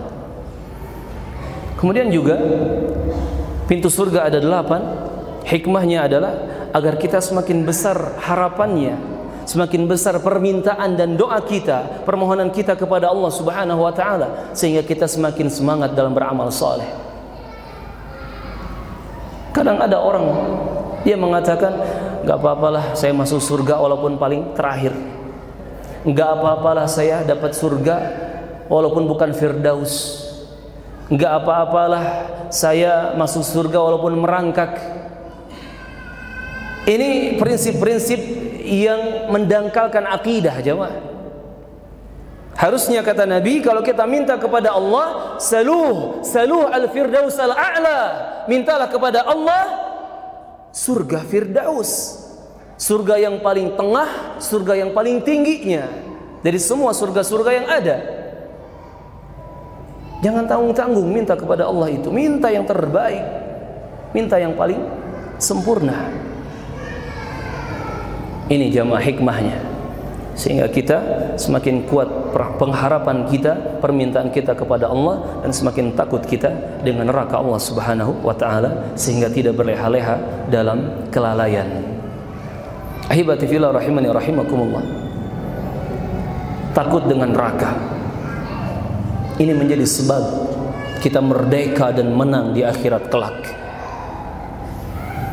Bagaimana kita tidak takut dengan neraka, sedangkan neraka itu panasnya jauh lebih panas dibandingkan dengan api dunia. Api dunia saja, teman-teman, ini kita sudah tidak kuat menghadapinya. Api dunia itu kalau kita rasakan panas atau dingin, jemaah? Panas atau dingin? Sejuk atau panas? Yakin nggak api dunia panas? Kalau ada yang ragu, coba nanti pulang ke rumah ya, antum ke dapur, nyalakan kompor, sentuh apinya. Panas apa dingin? Panas. Apalagi ummahat, ibu-ibu, mereka paling tahu rasa api seperti apa, karena ibu-ibu sering di dapur ya. Ibu-ibu kalau masak di mana? Di kompor. Kok masak di kompor? Tumpah masakannya. Masak di wajan, wajannya di atas kompor. Nah, ini cara masak yang benar ya. Tanyakan ke ibu-ibu yang di dapur tuh, api kompor panas gak? Panas. Antum ketika mati listrik, kemarin-kemarin kita kehilangan listrik beberapa hari ya, beberapa jam mungkin. Apa yang antum nyalakan? Rata-rata api kan? Lilin yang ada apinya. Panas atau dingin? Api lilin? Panas. Api dunia saja sudah panas, jemaah. Api kompor kita kepanasan, api lilin kita kepanasan. Sedang camping ada api unggun kita kepanasan. Yang tadinya dingin lama-lama jadi panas, ya kepanasan. Ada tetangga beli motor baru, kita kepanasan. Ya Allah, dunia panas, jemaah. Apinya panas juga. Tetapi neraka lebih panas daripada api dunia yang ada di sekitar kita. Disebutkan dalam hadis riwayat Al-Bukhari dari Abu Hurairah radhiyallahu anhu, kata Nabi SAW, api yang kalian gunakan di dunia sekarang ini itu satu bagian dari 70 bagian api neraka. Satu bagian dari 70 bagian api neraka. Berarti sisanya berapa? 69 kali lipat panasnya api neraka dibandingkan dengan api dunia, jemaah. Gak ada yang kuat menghadapi itu. Gak ada, jemaah. Coba kita ingat hadis ini. Ketika kita akan durhaka kepada Allah, ketika kita akan durhaka kepada nabinya, ketika kita terbisiki oleh fitnah syahwat atau fitnah syubhat, ketika kita akan meninggalkan hidayah tauhid dan hidayah sunnah Nabi, ingat neraka itu panasnya 69 kali lipat dibandingkan dengan panas api dunia. Yang kata Nabi SAW, azab siksa neraka yang paling ringannya, dan ini dialami oleh Abu Talib, diberikan kepadanya alas kaki dari api neraka. Dia pakai itu, dia pakai di kakinya, tetapi mendidih otak di kepalanya, dan dia mengira itu adalah azab yang paling keras di neraka, padahal itu adalah azab yang paling ahwan, azab neraka, siksa neraka yang paling ringan, jemaah. Allahumma ajirna minan nar, Allahumma ajirna minan nar, Allahumma ajirna minan nar. Ya Allah, selamatkan kami semua dari neraka. Selamatkan kami semua dari neraka. Selamatkan kita semua dari neraka, ya Allah. Allahumma amin. Sampai-sampai Nabi SAW memerintahkan kita bersedekah, walaupun kecil yang kita sedekahkan, agar kita selamat dari neraka. Saking bahayanya neraka. Kata Nabi SAW dalam hadis yang sahih, ittaqun nar walau bisyiqqi tamrah. Jauhi oleh kalian neraka. Jauhi oleh kalian neraka, walaupun hanya dengan bersedekah, memberi setengah butir, sepotong atau setengah potong butir kurma. Allahu Akbar. La haula wa la quwata illa billah. Kemudian ahibati fillah rahimani wa rahimakumullah. Amalan yang selanjutnya agar kita merdeka dan menang kelak di akhirat dengan kemerdekaan yang hakiki, kita harus memiliki keyakinan dan pandangan bahwa dunia ini hina, dunia ini rendah, dunia ini tidak ada apa-apanya. Ahibati fillah rahimani wa rahimakumullah. Sehingga kita harus menganggap besar akhirat, kita harus menganggap agung akhirat, karena tempat kembali kita setelah dunia adalah akhirat. Dunia ini hina jemaah. Makanya kadang kalau kita yang sudah tahu ilmu agama, gak habis pikir kalau kita memperhatikan orang-orang ahli dunia yang mereka bertengkar memperebutkan dunia. Hanya gara-gara sesuatu yang hina sampai bunuh-membunuh. Hanya gara-gara sesuatu yang hina sampai memenjarakan orang lain. Hanya gara-gara sesuatu yang hina sampai memutus tali silaturahim. Bahkan terjadi jamaah di tengah-tengah ahlu sunnah wal jamaah, sesama ahli tauhid, gara-gara urusan dunia, padahal sama-sama ngaji, mereka nggak mau bertegur sapa sampai bertahun-tahun atau mungkin sampai mereka mati, nggak mau mengucapkan salam atau menjawab salam gara-gara dunia jamaah. Naudzubillah. Disebutkan dalam hadis yang datang dari Jabir bin Abdullah radhiyallahu anhu, disebutkan dalam Sahih Muslim hadisnya, ketika itu suatu hari Nabi SAW bersama beberapa sahabatnya berjalan melewati sebuah pasar. Dan di pasar itu ternyata ada bangkai seekor kambing. Dalam satu riwayat disebutkan bangkai seekor kijang. Nabi memegang telinganya, telinga bangkai itu. Kemudian menawarkan kepada para sahabat, "Man minkum ya'khudh hadha bidirham?" Siapa dari kalian yang mau ngambil nih bangkai, satu ekor bangkai ini hanya dengan 1 dirham saja harganya. 1 dirham itu berapa gram perak? Ada yang tidak tahu? Masya Allah, nggak ada hadiah, nggak ada hadiah. Habis hadiahnya sudah. 1 dirham itu sama dengan 3,11 lah gram perak. Kurang lebih ya, 3,11 gram perak itu 1 dirham. Kalau 1 dinar itu sama dengan 4,45 gram, ada yang mengatakan 4,25 gram emas. Dinar emas, dirham perak. Nah, kira-kira kalau 1 dirham itu 3, sekian gram, 1 gram perak berapa harganya? Ada tukang perak di sini? Sampai 30.000 enggak? Enggak ada yang tahu perak. Masya Allah, berarti di rumahnya emas semua. Allahumma amin.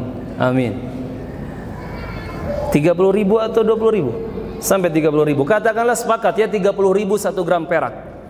Berarti 1 dirham berapa rupiah? Sekitar 60 ribuan lah ya. Enggak nyampe 100.000 jamaah. Siapa yang mau bangkai ini? 1 ekor bangkai 1 dirham saja kata Nabi. Hanya puluhan ribu rupiah kalau di zaman sekarang dihargakan. Kata para sahabat, nggak ada yang mau ya Rasul. Nggak mungkin ada yang mau. Walaupun dikasih gratis nggak ada yang mau.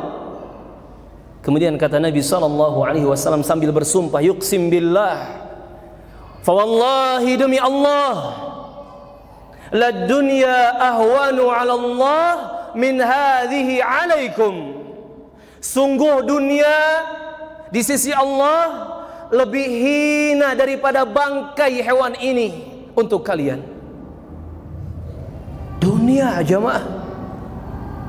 Lebih hina daripada bangkai hewan yang tidak lebih harganya dari 100.000. Lalu kenapa ada orang yang dia memperebutkan sesuatu yang hina sampai dia menumpahkan darah, menggugurkan kehormatan seorang muslim?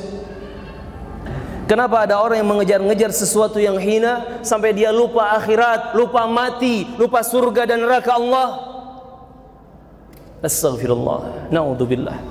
Kita berlindung kepada Allah dan kita minta ampun kepada Allah Subhanahu wa ta'ala.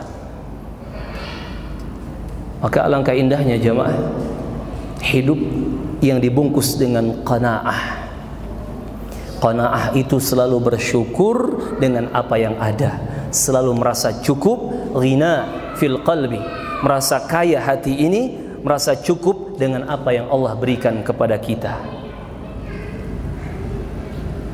Apapun yang ada, walaupun tidak sesuai dengan keinginan kita. Maka seorang muslim ahlu sunnah wal jamaah, seorang yang merdeka, dia hidup di dunia memegang konsep keberkahan. Enggak cuman asal kenyang, enggak cuman asal banyak harta bendanya, enggak. Tetapi dia memegang konsep keberkahan. Itu orang yang merdeka di kehidupan dunia. Hidupnya dibungkus dengan berkah-berkah dari Allah. Dia mencari keberkahan-keberkahan ketika mencari ma'isyah di dunianya. Ada seseorang, dia gajinya nggak banyak jamaah, cuma 2 juta sebulan, tetapi halal, barokah pula. Maka ketika dia pulang ke rumahnya, istrinya sehat, anak-anaknya sehat, rumahnya aman, motornya walaupun motor apa itu, Backjul, tahu Backjul? Ya, apa itu Backjul? Bebek tahun 70-an. Nah, ini anak-anak baru nggak tahu Backjul ya. Taunya Matic. Walaupun motornya Backjul, tapi alhamdulillah berkah, nggak pernah mogok jamaah. 2 juta gaji sebulan dia bawa ke rumah, dinikmati untuk sebulan berikutnya. Subhanallah, berkah jamaah. Tapi ada orang yang lain, dia gajinya sebulan sampai 20 juta, tetapi nggak halal. Entah riba, entah nipu orang, entah jual beli yang haram, Allahu a'lam. Gak halal dan gak berkah. Maka ketika dia dapat gaji 20 juta itu jamaah, dia pulang ke rumah, anaknya sakit. Yang satu sakit flu, yang satu sakit panuan, yang satu sakit bisulan ya. Belum istrinya sudah ada gejala-gejala sakit parah, entah stroke, entah jantung, na'udzubillah. Belum lagi ternyata rumahnya kemalingan, kendaraannya mogok. Sehingga dari 20 juta itu jamaah, dia mungkin bisa menikmati 200.000. Kenapa? Gak berkah. Kira-kira kalau antum disuruh milih yang A atau yang B, pilih yang mana jamaah? Hah? Pilih yang C. Enggak ada pilihan C. Pilihan C lebih bahaya ya. Antum dikasih 2 juta gak berkah pula. Pilih A atau B? Ya kalau pilihannya cuma A dan B, kita pilih yang A. Tapi kita minta kepada Allah pilihan yang D. Gaji 20 juta dan berkah. Allahumma amin. Amin ya Allah. Ini konsep keberkahan harus dipegang oleh orang yang merdeka ya. Ahibati fillah rahimani rahimakumullah. Pembahasan terakhir, kalau kita cari dalam Al-Quranul Karim, lafaz al-faizun, faiz artinya orang yang menang, faiz artinya orang yang merdeka. Al-faizun, ternyata disebutkan lafaz ini oleh Allah Subhanahu wa ta'ala dalam Al-Quran di 4 tempat. Yang pertama di surat At-Taubah ayat ke-20, yang kedua di surat Al-Mu'minun ayat 111, yang ketiga di surat An-Nur ayat 52, yang keempat di surat Al-Hasyr ayat ke-20. Disebutkan di surat At-Taubah ayat ke-20, alladzina amanu wa hajaru wa jahadu fi sabilillah وجاهدوا في سبيل الله بأموالهم وأنفسهم أعظم درجة عند الله وأولئك هم الفائزون. Dan orang-orang yang beriman, orang-orang yang berhijrah, orang-orang yang berjihad di jalan Allah, mengorbankan harta benda mereka, jiwa raga mereka, darah nyawa mereka,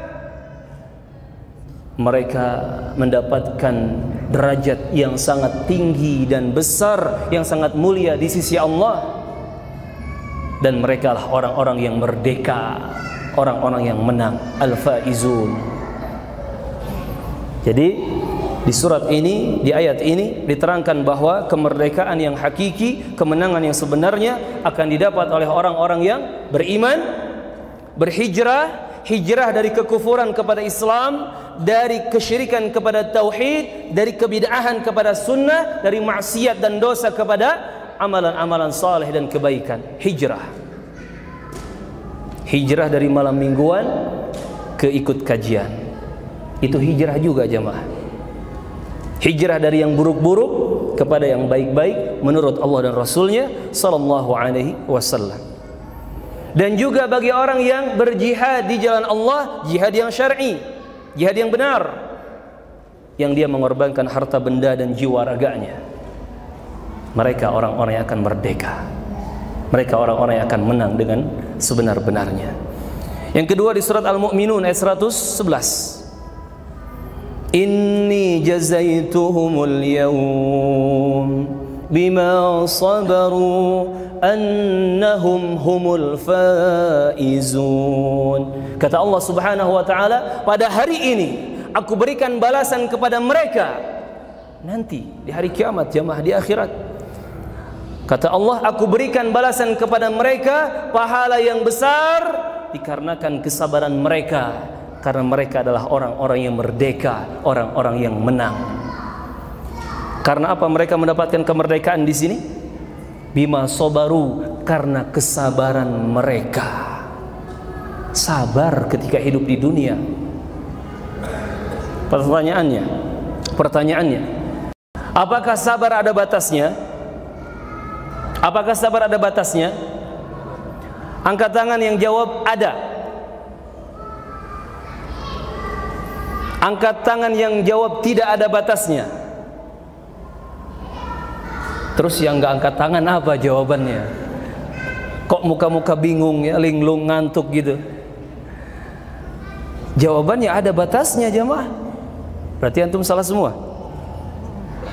Ada batasnya. Mana batas kesabaran? Kata Nabi SAW, isbiru hatta talqawni alal haud. Bersabarlah kalian, teruslah bersabar sampai kalian berjumpa denganku di telagaku. Berarti batas kesabaran adalah kematian, akhirat, berjumpa dengan Nabi di telaganya kelak. Adapun semasa hidup, selagi bernafas, hayat di kandung badan, selama kita ada di dunia, di muka bumi berpijak, maka tidak ada batas untuk kesabaran. Dengan sabar jamaah, nanti kita akan merdeka, di akhirat akan menang, dimenangkan oleh Allah Subhanahu wa taala. Bahkan dalam hadis yang sahih disebutkan, kata Rasulullah sallallahu alaihi wasallam, man kadhama ghaidahu wa huwa yaqdiru ala an yunfidah. Siapa yang dia bisa menahan amarahnya padahal dia bisa meluapkan emosinya. Ini orang bisa marah jemaah, dia bisa meluapkan kemarahannya, tetapi dia memilih untuk bersabar, dia tahan emosi, dia tahan amarah. Isbir, isbir, isbir ya fulan. Kata Nabi SAW, orang yang bersabar seperti itu karena Allah sabarnya, nanti yaumal qiyamah, di hari kiamat, di akhirat, nudiya ala ru'usil khalaiq. Nudiya ala ru'usil khalaiq, dia akan dipanggil di hadapan semua makhluk. Bukan cuman jamaah masjid sekarang, bukan cuman rakyat Bandung, bukan cuma rakyat Indonesia, semua makhluk ada di hadapan dia dan dia dipanggil oleh Allah, dan ini merupakan kemuliaan bagi dia dari Allah Subhanahu wa taala. Pujian yang sangat luar biasa. Dipanggil fulan bin fulan, disuruh maju ke depan.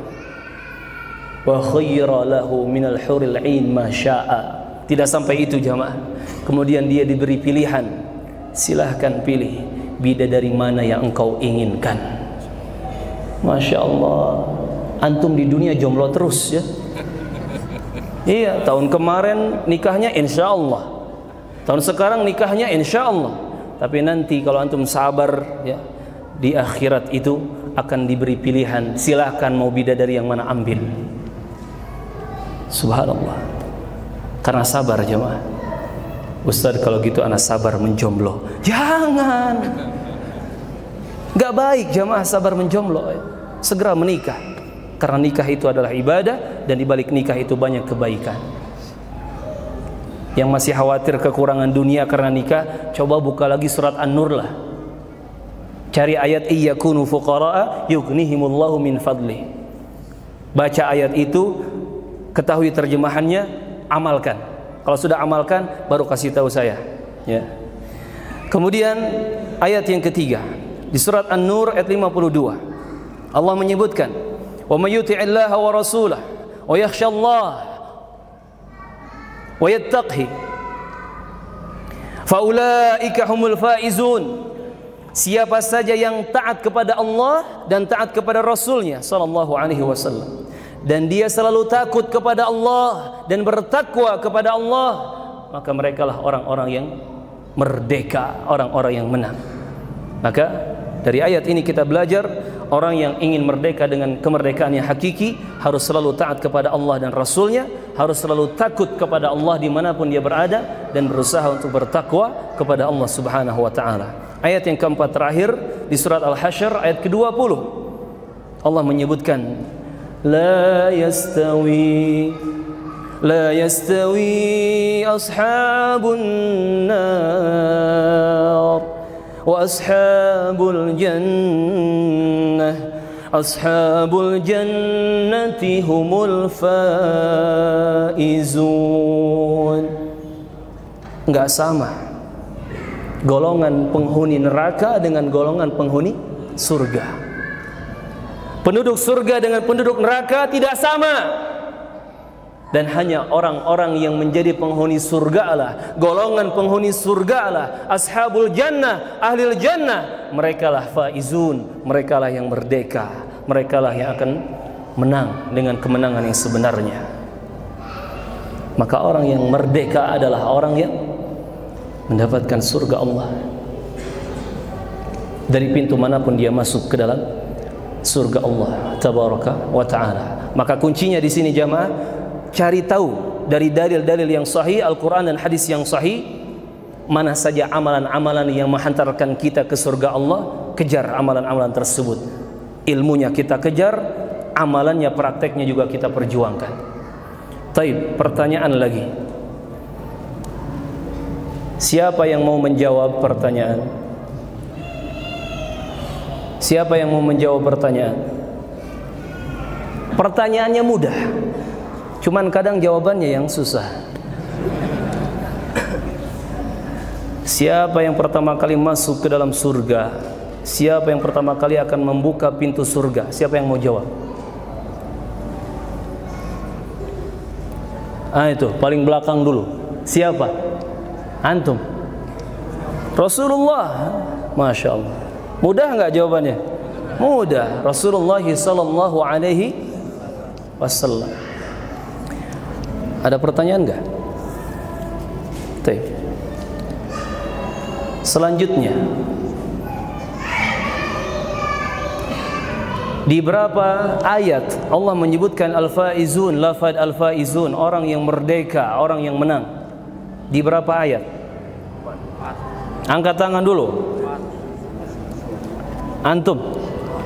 4. Sebutkan 2 nama suratnya. At-Taubah 20. Al-Mu'minun 111. Tafadhal. Siapa lagi?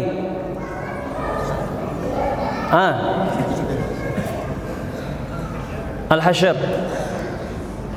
An-Nur, sebutkan ayatnya. An-Nur ayat 52. Al-Hasyr ayat 20. Taib. Jazakumullah khairan. Habis jamaah hadiahnya. Tinggal air putih, mau?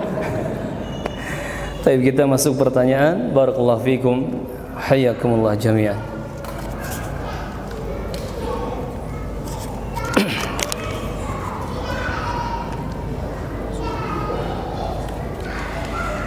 Bismillah.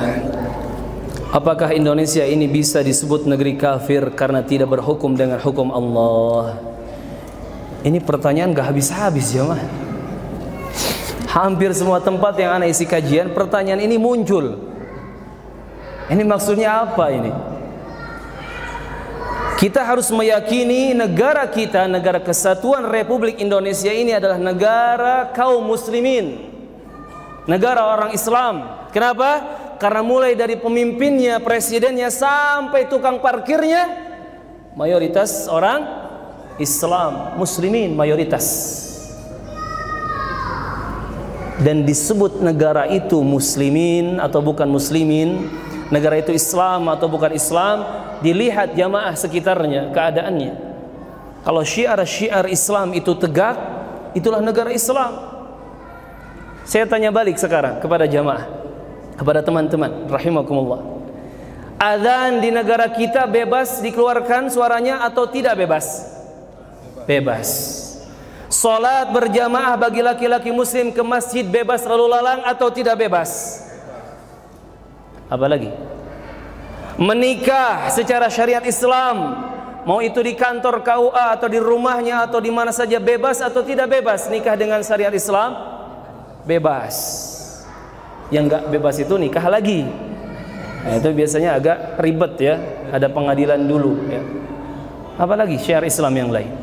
Puasa Ramadan, kita berpuasa sebulan penuh Ramadan, bebas atau tidak bebas berpuasa? Bebas. Idul Fitri, Idul Adha, bahkan menyembelih kurban, bebas atau tidak bebas? Syiar Islam yang mana lagi jamaah yang tidak bebas di negara kita? Lalu apa alasan antum mengatakan ini bukan negara Islam? Ustaz, ini kan UUD 45, bukan UUD Quran Hadis. Jamaah rahimani rahimakumullah. Anggaplah itu kekurangan pemerintah kita, doakan agar pemerintah kita bisa menyempurnakan kepemimpinannya dengan syariat Islam yang sempurna. Tugas kita adalah mendoakan agar mereka dapat hidayah. Dan jangan mengurusi orang lain sebelum kita mengurusi diri sendiri dan keluarga. Terkadang tunjuk hidung orang, tunjuk jauh-jauh, itu bukan Quran hadis, itu bukan menerapkan hukum Islam. Sendirinya makan pakai tangan kiri, makan enggak bismillah. Kira-kira dia menerapkan hukum Islam tidak kalau begitu? Kan tidak.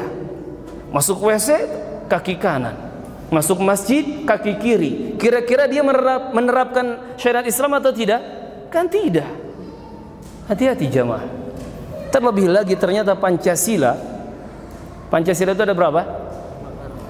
Ada 5, namanya Pancasila ya. Yang pertama apa? Ketuhanan yang Maha Esa. Tuhan yang Maha Esa, Tuhan yang satu. Allah itu satu. Ini tauhid bukan? Tauhid. Tapi Ustaz, itu kan Tuhannya masing-masing agama, masing-masing kepercayaan menurut pemeluknya. Kalau kita mau tarik sejarah sih, itu ada lanjutannya jamaah. Makanya jas merah, jangan sekali-kali melupakan sejarah. Terbentuknya Pancasila itu hasil dari musyawarah godokan para ulama Islam di zaman itu. Cuman memang banyak yang dibuang kemudian ya kalimat-kalimatnya. Walhasil alhamdulillah kita masih bebas menegakkan syiar-syiar Islam. Dan antum banyak berdoa dan banyak bersyukur. Banyak berdoa semoga kita dijaga di atas nikmat-nikmat yang luar biasa ini.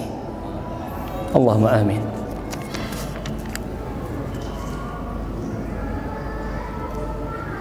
Barakallahu fiik Ustaz, wa fiikum barakallah, wa fiikum barakallah. Minta nasihatnya Terkadang kita lagi semangat dalam menuntut ilmu, akan tetapi terkadang lagi semangat tersebut ada kegiatan yang lain seperti cari nafkah, silaturahim dan lain sebagainya. Ini konsep prioritas jemaah. Coba kita bagi waktu. Kan antum kajian gak tiap hari ya, mungkin seminggu 3 kali, seminggu 2 kali, ada yang seminggu 1 kali. Coba antum schedule-nya itu dirapihkan. Hari ini fokus mencari nafkah, ma'isyah. Hari ini fokus untuk urusan keluarga, selesaikan semua. Hari ini fokus untuk belajar, waktunya sudah jelas, jangan diganggu. Sebetulnya kalau kita disiplin, bikin agenda yang rapih, yang tertib, bisa jamaah. Dan ternyata walhamdulillah, zaman sekarang walaupun kita nggak ada di majelis ilmu yang sesungguhnya seperti ini, teman-teman surga, mau kita di tempat kerja atau dimanapun sambil ngasuh anak, sambil dagang, itu masih kita bisa memanfaatkan teknologi canggih sekarang untuk menambah faidah-faidah ilmu, walaupun tidak seberkah duduk langsung di majelis ilmu. Jadi nasihatnya tadi ya, yang sudah kita bahas dari awal sampai akhir ya, ingat lagi itu akan membangkitkan semangat kita dalam menuntut ilmu. Dan yang paling harus kita sering lakukan adalah minta kelezatan ilmu yang benar jamaah. Kadang kita lupa berdoa ini jamaah. Mungkin banyak teman-teman yang belum pernah berdoa seperti ini. Ya Allah, berikan aku kelezatan ilmu yang benar. Jika Allah sudah memberikan kelezatan, nikmat dan manisnya ilmu yang benar kepada kita, apapun akan kita tinggalkan demi ilmu itu jamaah. Imam Ahmad itu berjalan dari Irak ke Makkah, dari Makkah ke Yaman, jalan kaki jamaah. Antum masya Allah dari rumahnya ke Masjid Trans Studio ini, ada yang pakai mobil, masya Allah ber-AC pula mobilnya, ada yang pakai motor ya, ber-AG pula motornya, angin gelebug ya. Ada yang jalan kaki karena dekat rumahnya. Subhanallah, Imam Ahmad perhatikan rahimahullah, beliau jalan kaki dari Irak ke Makkah, dari Makkah ke Yaman. Ketika dari Irak itu mau ke Yaman sebenarnya, tujuannya pengen bertemu dengan Al-Imam Abdul Razak di Yaman, ulama ketika itu, ulama besar, pengen nimba ilmu. Kemudian terputus di Makkah pas musim haji, ikut hajian dulu. Dan ternyata Al-Imam Abdul Razak ada di Makkah ketika itu hajian. Kata teman Imam Ahmad, itu ada Imam Abdul Razak. Sudahlah, kita belajar cukup sampai sini saja. Kata Imam Ahmad rahimahullah, lah, aku sudah berniat dan aku akan tuntaskan, sempurnakan niatku. Akhirnya pergi beliau ke Yaman. Subhanallah, berbulan-bulan perjalanan jamaah. Jadi agar kita semangat, juga kita harus banyak berdoa, minta kelezatan ilmu itu, karena kalau sudah kita merasakan manis dan lezatnya ilmu, apapun akan kita korbankan. Apapun jemaah, walaupun hanya satu hadis yang kita kejar, walaupun hanya satu ayat yang kita pelajari. Kemudian sering-seringlah berteman dengan teman-teman yang saleh. Antum pengen semangat bermajlis ilmu, pengen semangat belajar ilmu agama, pengen masuk surga, tapi teman-temannya bukan ahli surga. Tapi teman-temannya yang justru menarik antum ke neraka. Ya mustahil jemaah. Perbanyak teman-teman yang saleh. Ya. Perbanyak teman-teman yang saleh. Barakallahu fikum. Kemudian banyaklah baca sejarah para ulama, mulai dari para sahabat ya, dan para ulama yang mengikuti mereka radhiyallahu anhum, bagaimana perjuangan mereka dalam belajar ilmu agama Allah dan Rasulnya ini. Luar biasa jemaah. Yang kalau kita bercermin kepada itu, kita belum ada apa-apanya jemaah. Kerdil kita di hadapan mereka. Terakhir, sudah habis ya? Oh ini terakhir. Apa ini? RP 3000 jemaah. Oh sebelah sini. Bismillah.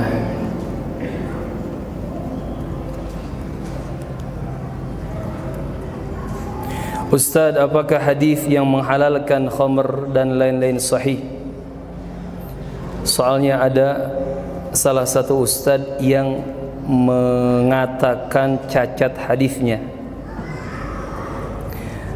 Ahibati fillah rahimana rahimakumullah. Hadis yang dimaksud mungkin hadis yang tadi saya singgung. Kata Nabi SAW, akan ada aqwam yang mereka yastahillun, menghalalkan al-hir wal haril wal khamra wal ma'azif. Mereka akan menghalalkan perzinahan, sutra untuk laki-laki, khamr, segala sesuatu yang memabukkan, dan ma'azif, alat-alat musik. Kemudian dia mengatakan, karena ada salah satu ustaz yang mengatakan cacat hadisnya. Antum kalau pelajari hadis ini dengan benar, berarti harus kembali kepada ulama ahli hadis atau ahli fikih. Ahli apa kira-kira? Ahli hadis. Sepakat ya? Ahli hadis atau ahli fikih? Rujukannya ahli hadis. Ahli hadis atau ahli akidah? Ahli hadis. Ahli hadis, ini tentang hadis ya, Mas. Antum kembali ke ulama ahli hadis. Antum pelajari. Dan nanti antum akan menemukan kesimpulan. Ulama ahli hadis, jumhur atau mayoritas mereka mensahihkan hadis tentang tidak halalnya alat-alat musik dan seterusnya. Dan antum akan menemui ada satu ulama yang mengatakan hadisnya cacat, hadisnya lemah. Namun ternyata beliau bukan ahli hadis. Ini garis atasi. Yang mengatakan cacatnya atau lemahnya hadis tentang hal tadi itu bukan ahli hadis, tetapi ulama ahli fikih, yaitu al-Imam Ibnu Hazm rahimahullahu ta'ala. Ini ahli hadis sepakat hadis ini sahih. Ahli hadis ya mak, faham mustalah hadis, faham tentang ruwat hadis, orang-orang atau para perawi hadis. Sedangkan ini satu ulama saja dan bukan ahli hadis. Dan dia mengatakan hadisnya lemah. Kira-kira mana yang menang jamaah? Jumhur ahli hadis. Barakallahu fikum. Nah, sekarang perbandingannya gini. Ada ustad-ustad, mayoritas ustad yang sahih nih, ustadnya thiqah, ustadnya bisa dipegang nih ilmunya, mengatakan hadis tentang alat musik itu lemah atau cacat atau dhaif. Kira-kira banyak sama satu menang mana jemaah? Ya gitu aja lah dulu ya. Kalau antum masih kurang, ayo pelajari ilmu mustalah hadis. Barakallahu fikum. Dan belajar mustalah hadis nggak cukup 1 jam 2 jam, nggak cukup sebulan 2 bulan, perlu bertahun-tahun, bertahap jemaah. Semoga Allah Subhanahu wa taala memahamkan kita terhadap ilmu agamanya yang benar dan menundukkan hati kita agar kita selalu patuh dengan firman Allah dan sabda Rasulnya yang sahih. Allahumma amin. Sampai di sini perjumpaan kita. Mohon maaf jika ada salah dan kurang. Astaghfirullah li wa lakum wa lisairil muslimin min kulli dhanbin. Subhanakallahumma wa bihamdika asyhadu an la ilaha illa anta astaghfiruka wa atubu ilaik. Walhamdulillahi rabbil alamin. Uhibbukum fillah. Assalamu alaikum warahmatullahi